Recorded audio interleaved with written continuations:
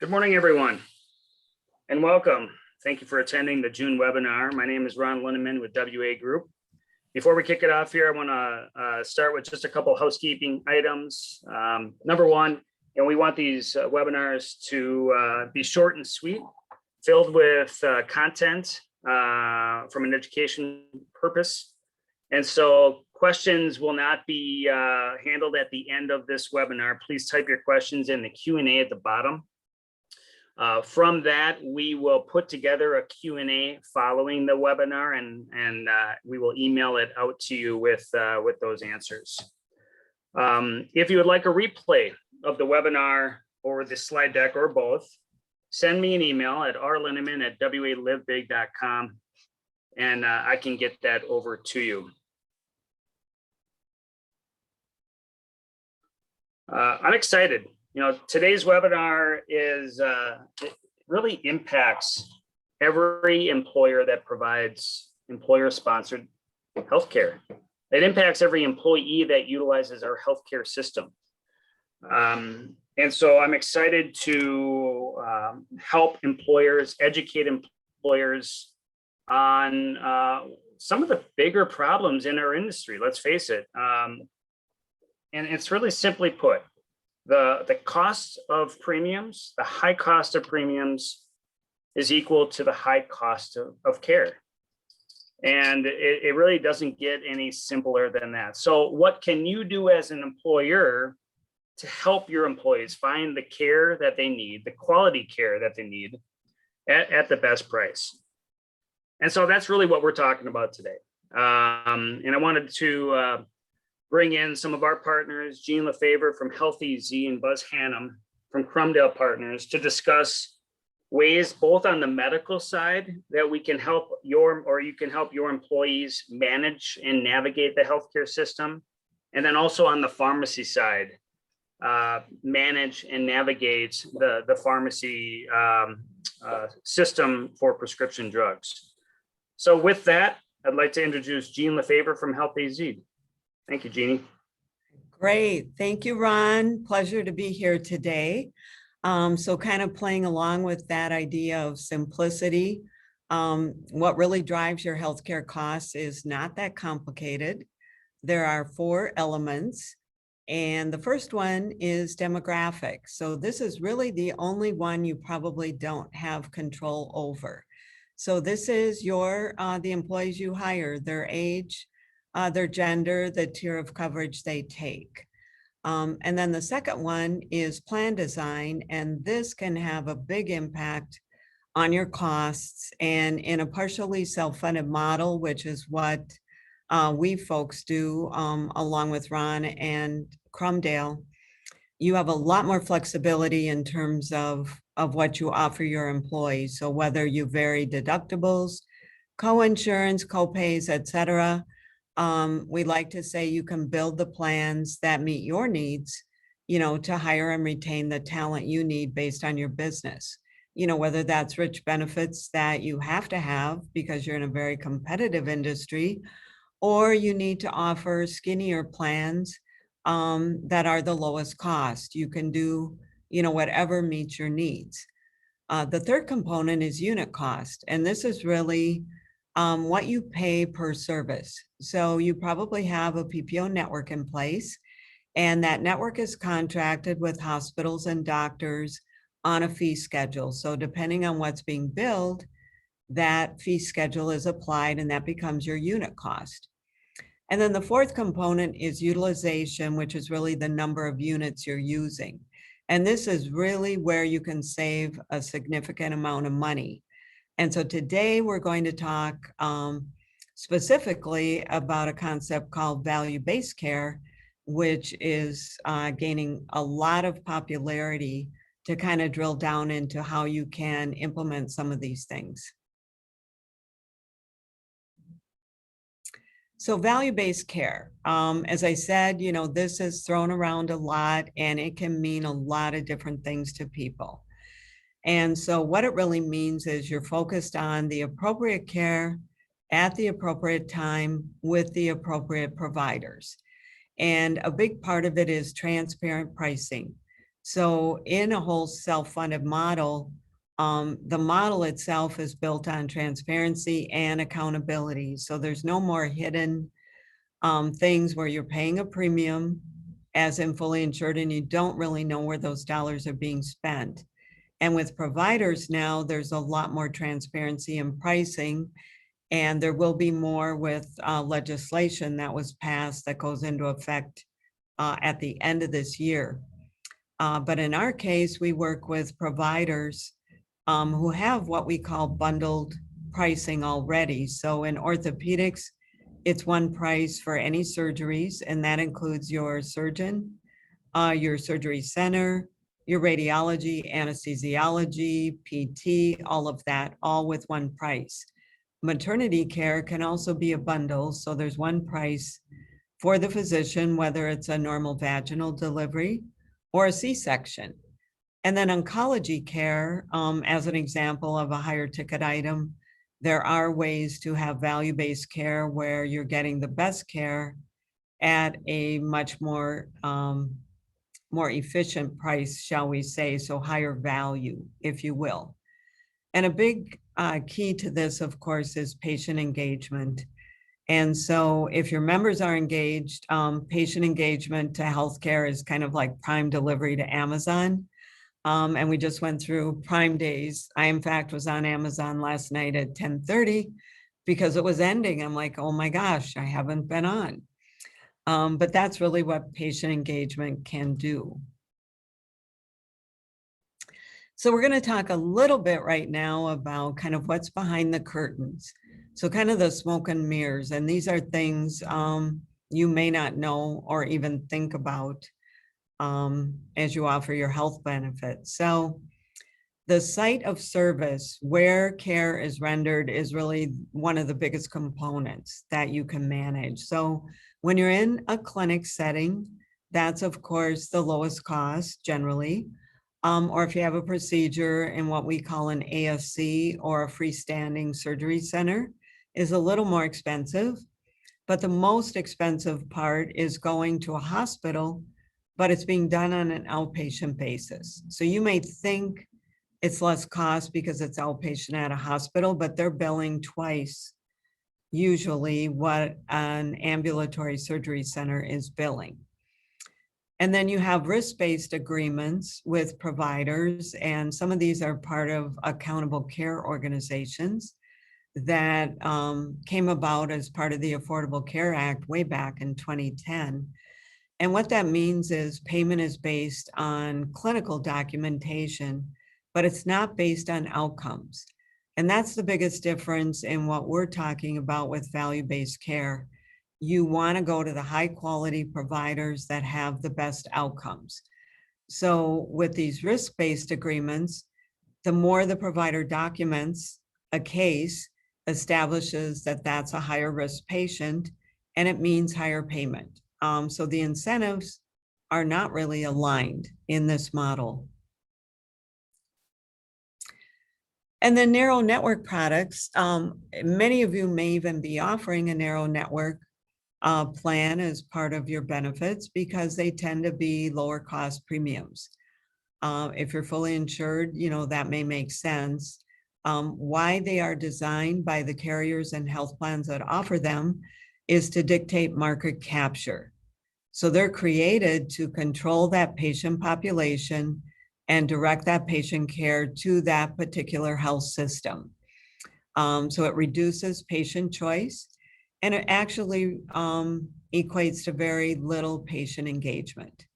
Sort of the terminology, narrow network, and if you go outside, there's no coverage, is a negative concept. And there is one large health plan in this market who's done a lot of this, and they've now come to the conclusion that they've seen very little value in this type of plan design. So what we're going to talk about next is really aligning incentives and some of the cool things you can do with your plan design. So the goal is really to align everything. So the plan member, you, the employer, as well as the provider. So you're getting the quality, the experience, and the financial outcome that benefits all the parties. And so plan design, this is one big thing.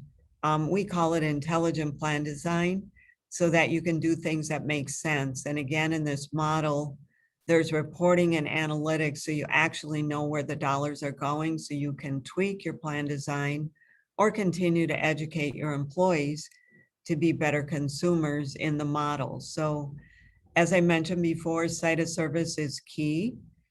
You can vary your coinsurance amounts or the deductible, but there's a lot of things that you can tweak that aren't that obvious, that have big results.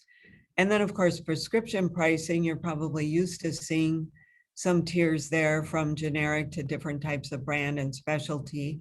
And Buzz will talk about that in a few minutes. So here's a great example of why would you offer incentives. You might be thinking, gee, if I pay my employees to do the right thing, is this going to cost me more money? Maybe it's a bit counterintuitive, or maybe we think our employees should just do the right thing. We've done a lot with passive steerage, trying to get ahead of, steering people when a pre-cert comes in. But once somebody has been seen by a provider, it's a little disruptive, and it's harder to move, that patient and talk to them about an alternative. So it really is better to probably use kind of the carrot approach rather than, trying to do something passively, or even, the stick approach. So this is an example of someone who had a total knee replacement. And so at a hospital, same patient, same procedure, the bill was $45,000. At a surgery center with a bundle price, it's $24,500. And so in this case, this person's plan, they had a deductible, they had 80/20 coinsurance, and a $5,000 out-of-pocket max. So as you can see, the plan paid $40,000 when they had the procedure done at a hospital, and the member reached their out-of-pocket max of $5,000. If the member went to the bundled surgery center rate, again, in this case, the plan is paying $20,000, but the member's still paying $5,000 out of pocket. So the member might not care where they're going in this example. That's why you really need to offer some type of incentive, so it's in their best interest as well as yours. Well, I want to chime in maybe a little bit here, where incentivizing your employees is a critical part of driving the right behaviors. But another component to that is engaging and educating your employees that this is an issue and that the incentives exist. Without engaging and educating employees throughout the year, sometimes this information is forgotten after that 1 hour open enrollment meeting.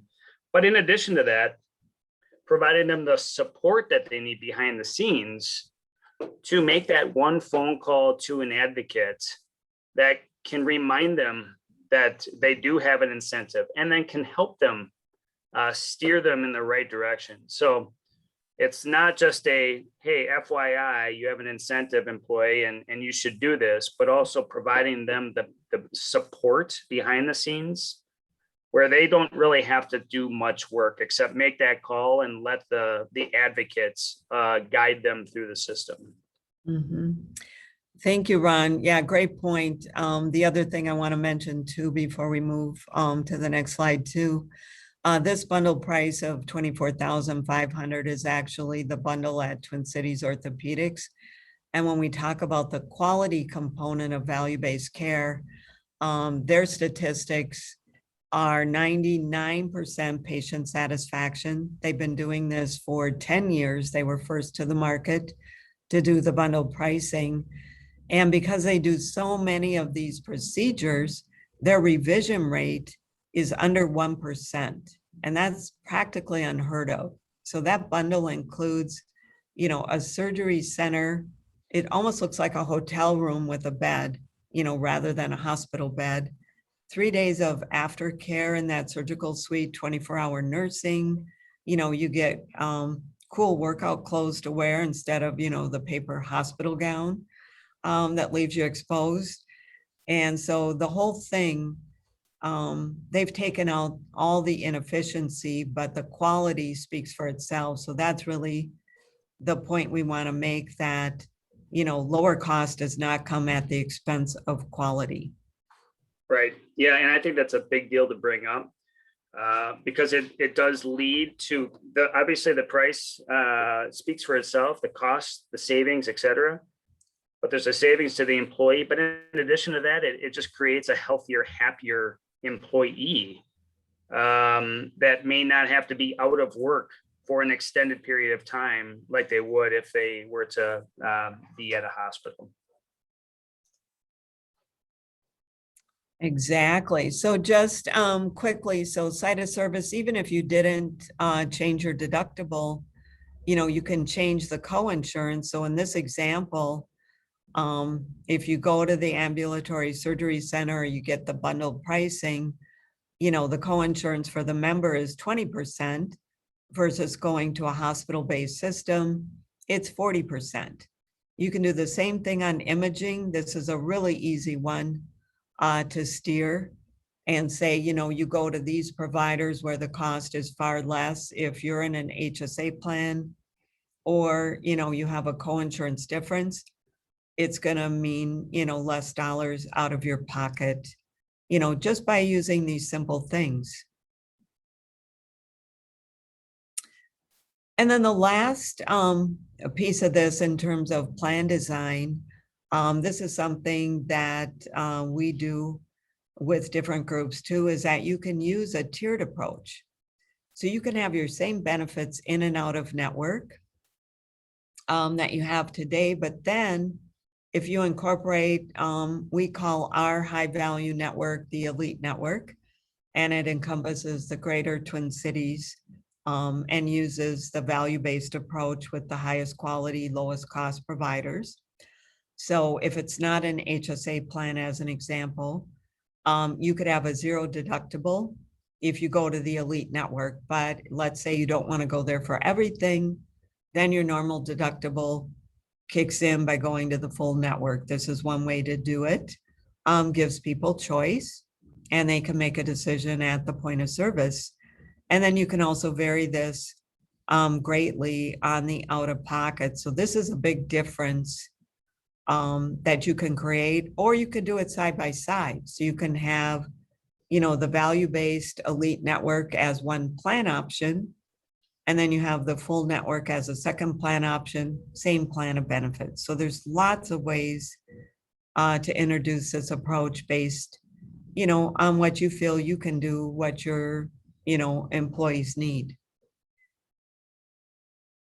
So last slide, just in terms of summary, it is possible to offer better benefits at a lower total cost of care. And that's by making a few changes to your benefits. Don't just duplicate what's been in place. That's always the common thing, is you don't want to change a whole lot. So it's like you offer the same plans, but just tweaking all these little things can make a huge difference, and they're actually beneficial to your employees. The value-based cares, plans, if they're done right, they do offer true quality, and they do control that unit cost. So we went back to kind of the 4 elements of care, controlling that unit cost as well as the number of units used equals best outcomes. And that means the member saves money as well as the plan. So everybody's interests are aligned. And of course, the intelligent plan design, the member education, as Ron mentioned, is key, and that's ongoing. It's just open enrollment. People remember 10% at best, but it's really what you do after enrollment to engage members and remind them what they can do, and then accessing the right providers who truly want to deliver, the appropriate care at the appropriate time. So thank you very much. Thanks, Jeannie. I think one of the things that doesn't get thought about as much as it probably should is the snowball effect on an employee not getting the right care that they need. And what I mean by that is, we've talked about obviously the cost to the health plan. We've talked about the cost to the employee. But if they don't get the right care and it leads to the wrong care, which leads to higher costs overall, but then that leads to an extended period of time out of work, that obviously has a negative impact to the employer on trying to fill those positions during that time. It leads to FMLA and compliance issues. It leads to that individual employee maybe having some issues at home. Maybe the spouse has to take time off work to take care of that husband or wife. It impacts their family. It impacts mental health, physical therapy. The snowball effect. I mean, you can just see how it just can make such a big impact to not only that employee and their family, but also the employer as well. So thank you, Jeannie. You're welcome. So with that, we're going to turn it over to Buzz Hannum at Crumdale Partners to enlighten us on the pharmacy side of the world. So with that, Buzz, take it away. Well, thank you, Ron, and big shoes to follow, Jeannie, but really did a great job in summarizing much of the things that can be done for employers. We're going to switch gears and talk about on the pharmacy side of your benefit plan and some of the key factors that you can do as an employer to really put yourself, as we talked about in the title of the webinar, in the driver's seat and control the total cost of that pharmacy program. And I want to just take a moment to talk about two pieces that I want you to think about today and take from today. And that's one, contract and control of high cost medications. These two elements are driving your pharmacy spend. And whether you're 20 employees or whether you're 2,000 employees, you have the ability to take control of both how that pharmacy program is structured from a contractual arrangement, and two, how you can put programs in place to control the high cost medications that may be driving the cost of that plan, but without losing access for your employees and for your members to get the medications that they need to serve the conditions that they're currently facing. So we want to talk about how to control that cost, but without losing any pieces or any elements to servicing your members within your group. So let's first talk about what a PBM is, because I'm sure many folks that are on today may not know what a PBM. And if you're fully insured, that PBM is embedded in your fully insured program. And a PBM is a pharmacy benefit manager, which is a third-party administrator of your prescription drug program. And it really is for commercial health plans, self-insured employers. It goes as far as servicing Medicare and other type employee plans. The PBMs are intermediaries between the payers, the pharmacies, and the drug manufacturers. And they have size and volume that allows them to negotiate aggressive contracts for both pharmacies and pharmaceutical manufacturers, obtaining market competitive rates. So that's a PBM in general. And there is a PBM involved in every health program that you may have been or currently involved in today, whether you're with Blue Cross Blue Shield of Minnesota, with Medica, or whomever. There is a PBM that's servicing in that role. And really, what do they do? Again, they have the base services of the claims processing. They do the drug utilization review. They make sure that there is no fraud and abuse with the program. They provide certain patient services. They give access to reporting. They'll talk about emerging issues or within that reporting provide highlighted issues. They serve as a mail order. So when you talk about mail order within your pharmacy program, specialty pharmacies that deliver the high cost medications to your members, and they provide member communication programs. I would say in a lot of cases, particularly again, if you're fully insured or embedded with a carrier, a lot of these services you may not even realize you are getting or aren't really being highlighted in the way that you're structured today. There are cost management tools, whether it's utilization, price, and drug mix, that are associated with the pharmacy program that you currently have in the program today. What I want to talk about, and we'll switch gears here, is really talk about how now that you understand a little bit about PBM and got a sort of a 101, how it's embedded into your program. Now let's talk a little bit about how these can be brought into control, and you can hold the reins a little bit more within the pharmacy side. So again, how that's structured today, typically for most of you in a fully insured market, is we call that carved in, right?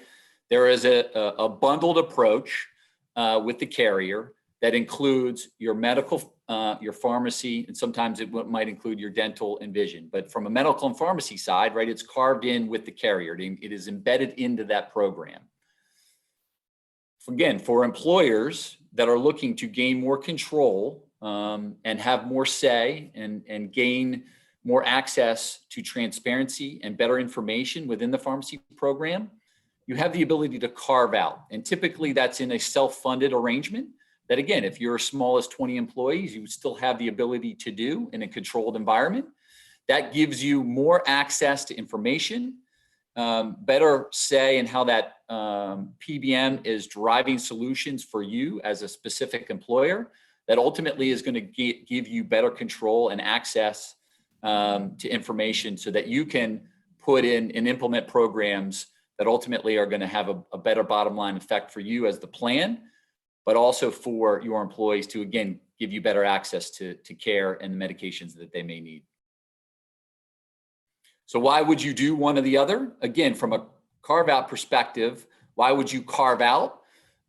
It gives you more flexibility from a plan design perspective. As Jeannie talked about, you can have more control over that. So from a pharmacy perspective, right, you're getting what the carrier gives you from a copay structure or deductible structure. You now can have more flexibility around structuring that plan design to, again, create some cost containment and provide better incentives around how they access the medications. You're going to get more reporting, which allows you to dive into, say, you have an understanding of maybe a larger condition associated with your population. A lot of times it has to go around diabetic conditions that maybe you don't even know about, or maybe you're not getting the information around, that you now can have a plan around how you can service those individuals better from a pharmacy perspective. There's, again, more and more frequent reporting. You've got folks that are now pharmacists, clinical experts that are overseeing that pharmacy plan that can give you more clinical advice about how to provide better access to medications, and just overall better integration administration when it comes to understanding the pharmacy side. Again, within the carve-in solution, it's really going to have no say. You're taking what the carrier brings, and ultimately limited as far as what that selection can be. Some of the things that I hear from employers, specifically in HR, with everything that both Jeannie and you, Buzz, are talking about, the first thing that I think about as an HR person is, it seems like a lot of work.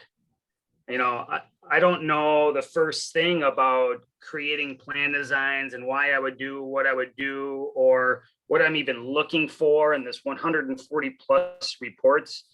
And the simple answer to that question is you don't need to. That's not your job.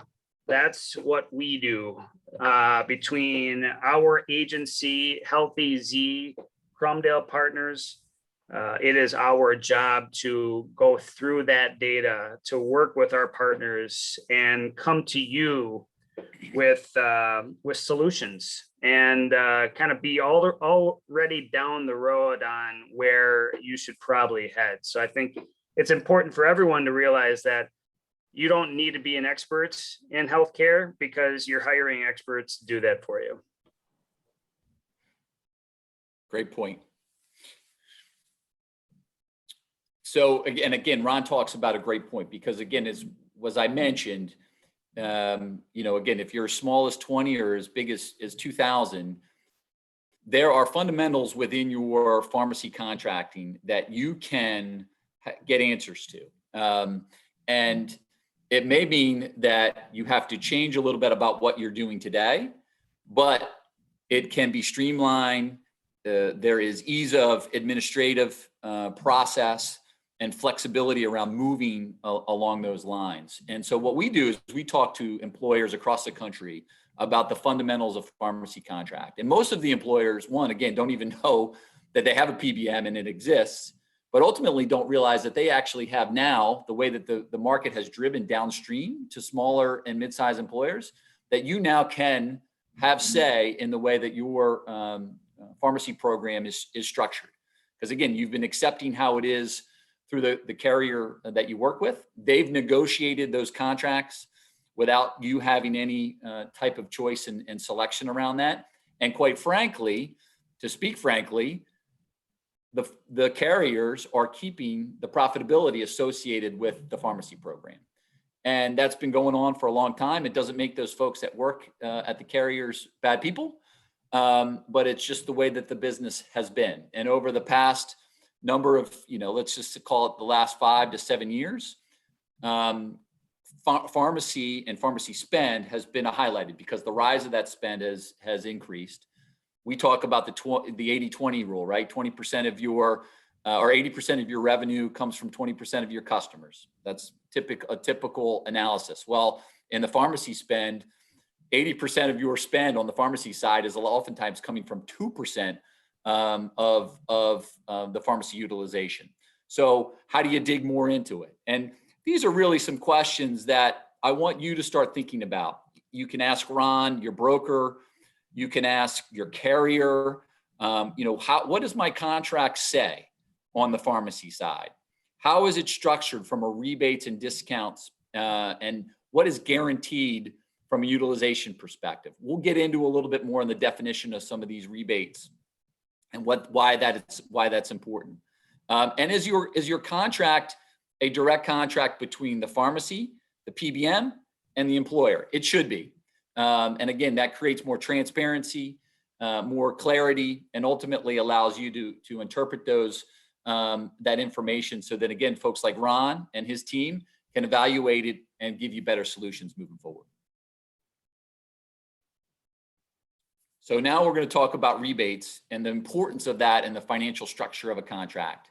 Again, rebates are financial incentives the drug manufacturers use to increase their market share.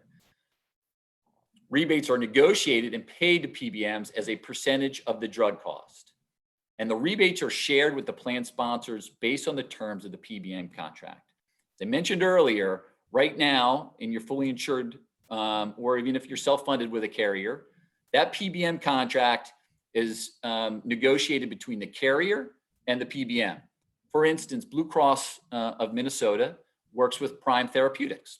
Again, doesn't make it bad or good, either indifferent, but that's their PBM. Blue Cross has negotiated on your behalf the terms of that PBM contract. And ultimately, those rebates that are associated with your utilization as an employer are going back to the carrier, and they are reaping the rewards of your utilization. What we're doing and what we do, and we work with brokers across the country and employers to help them come up with the correct contractual arrangement that ultimately is going to most benefit them as the plan sponsor, and then again help the members and the employees get better access to the medications that they need. Again, I'm not going to go through these, but I know you can understand the key contract components of a PBM relationship. And again, that's why you need experts like the WA group to understand how those should work and how those, again, should be best put into position so that you have the best financial position on a contractual side on that pharmacy relationship. Well, and if I could just add to that, I think what you just said, Buzz, is sort of the key to where the incentives are not aligned in that model, because there's a lot of money in drug rebates. And so if that's going to the carrier, who sometimes will give a small credit, for saying, this is in lieu of rebates, they're making 4 times that in terms of rebates, but then they're not incented to control drug spend long term. And- So the drugs on the formulary are the high rebate drugs. And that's really a great point. And oftentimes, it's particularly if you're in a fully insured market, you're not even getting the information on those high cost medications, and the Right. carriers not releasing that information to tell you about how you can address those, because ultimately for them, they're getting financial incentives to continue to have that utilization on those high cost medications. So again, it is a complete misalignment. And what's happened in the healthcare world, and I'm sure many of you have seen this in the news and the Wall Street journals and the business publications, of all of the acquisitions that is occurring. So you have carriers like Cigna that are buying pharmacy benefit managers like Express Scripts, and vice versa. You have pharmacy organizations like CVS that are buying Aetna. And really what it means to you as the employer and the end user, again, as we just talked about, there's a misalignment of incentives, right? How can there be a separation if they're owning them and they're earning revenue from each of these organizations? So as I mentioned, Blue Cross of Minnesota uses Prime Therapeutics, which actually outsource their rebates and the retail networks through Express Scripts. So it's a very intertwined inner world in the healthcare and pharmacy space. And as I mentioned, it can be overwhelming, but there are opportunities to create clarity and create, again, better transparency with those relationships. And you just have to have the right people that are on your team to help you do that. And you shouldn't feel like it's helpless if you're 20 employees, because you can create programs and plans and relationships that are going to put you in the best position to succeed as a group. So now we're going to flip it a little bit. We've talked about, again, the importance of contracting and what's going on behind the scenes and what's happening in the pharmacy contracting space. Now we're going to flip it a little bit to the second piece that I talked about, which is controlling high cost medications. Again, there is a big inflation rise in the cost of medications, whether you're treating diabetes, whether you're oncology and treating cancer. Again, the importance of those medications is significant, but how we value them and what ways that we can control them from an employer and ultimately give better access to employees is really significant as well. And we want to make sure we have that right balance and that right oversight when dealing that. So these are just some statistics on pharmacy trends. The 25%, I will tell you, is probably outdated. It's probably more in the 30 to 35%. And we see in some cases where employers' pharmacy spend is making up over 50% of their total health spend. That's above the medical side of the medical spend. And so again, having insight, information, what do we know about that? How are we invested in finding ways to better control that as an employer is really what we want to put you in the position to do. We look at the impact of those specialty drugs again. To incentivize innovation, the FDA awards orphan medications a 7-year exclusivity and biologic medications 12 years. So that means there is a big rise and control in this sort of high cost specialty world.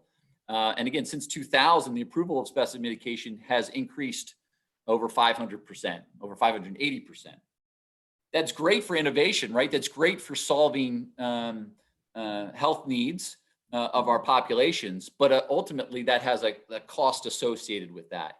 And again, how are we balancing that control of those costs as an employer and from a health spend perspective.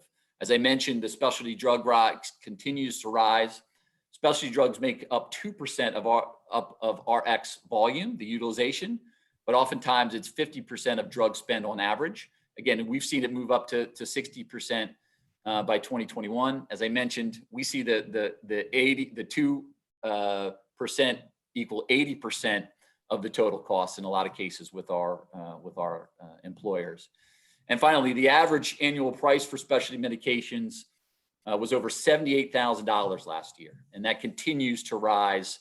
And so, again, that has a significant impact as you as an employer is paying for that, and then ultimately the out-of-pocket costs from an employee and from a member perspective. And so, how do we find ways to better control that?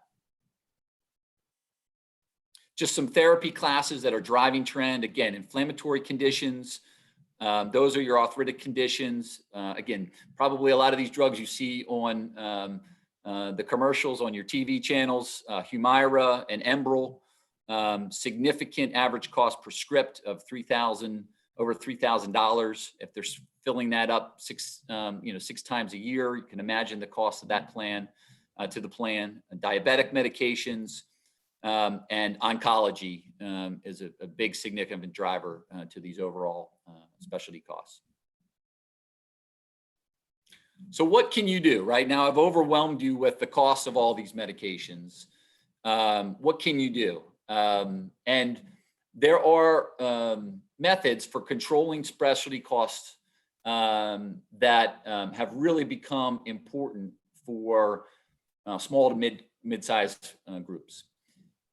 From a manufacturer, they have programs available that allow for sourcing mechanisms to go outside of the plan, outside of the carrier, and directly to your members. And it's understanding clinically how you can access those. And those programs are better known as patient assistance programs that allow you to get direct access to those medications through the manufacturer. The carriers don't want you to know about them because, again, right, we've talked about the misalignment of incentives because they're getting financially rewarded for having those specialty drugs run through the program. And, necessarily the manufacturers aren't really being communicated with about the access to those programs. So you as an employer and having the right folks on your team, again, like the WA group and what they do, can now advise you on the best ways to access those because now we've created a contract that gives us more information, gives us a sense of where those specialty drugs are coming from and how they're associated with your plan. And now we can create a risk management program that ultimately is going to give you a better sourcing and access to finding those manufacturers, essentially getting those manufacturing programs to remove those high-cost medications from your plan and giving better access to the member at zero to no cost for those members. So those solutions are available to you. Again, if you're a small employer, you may say, well, how do I even know I can? Well, you need to talk to the right folks and get into the right seat on the bus to get access to those programs.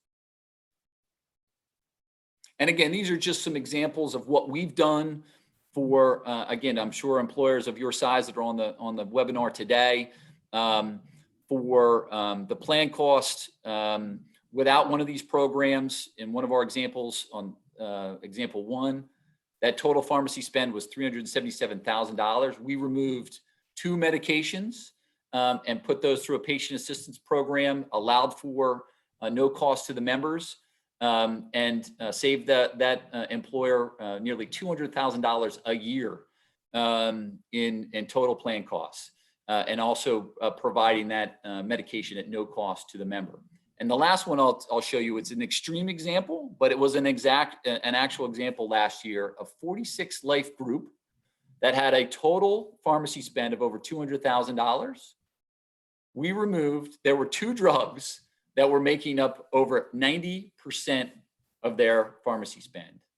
we were able to uncover those, right? Because they didn't even know they existed and why they were there, and ultimately delivered a program that reduced their cost by nearly $200,000 again for a 46 life group. So significant amount of savings that are available. Again, it's all about getting the right information, setting up that relationship correctly with you and your PBM, and ultimately having the right team and the right advisors to give you the access to the programs. Thanks. Really appreciate being a part of the program, and thanks, Ron, for having me out. Thank you, Buzz. I appreciate it. I want to make one thing crystal clear. Most employers look at cost savings in their health program as a negative impact to their employees, meaning most of the time, if I want to see cost savings in my health program, I have to either cost shift the premiums to the employees, raise deductibles, or change networks and carriers, right? And that's not what we're talking about. In fact, it's the complete opposite. So everything that has been discussed today from Jeannie and from Buzz is enhancing your benefits program and actually making it better for your employees. And with our own agency, we can even speak two examples of that. One employee who was navigated to a different provider saved them $900 in that care alone. And you can imagine, we have a $2,800 deductible. What would a $900 savings mean to your employee to get better care? And then in addition, saving one of our employees that deductible $2,800 because their prescription drug was 60 grand over the course of the year. So again, enhancing the benefits program and leading to healthier and happier employees. So I appreciate everyone's time. Thank you for joining us. As a reminder, please type your questions into the Q&A.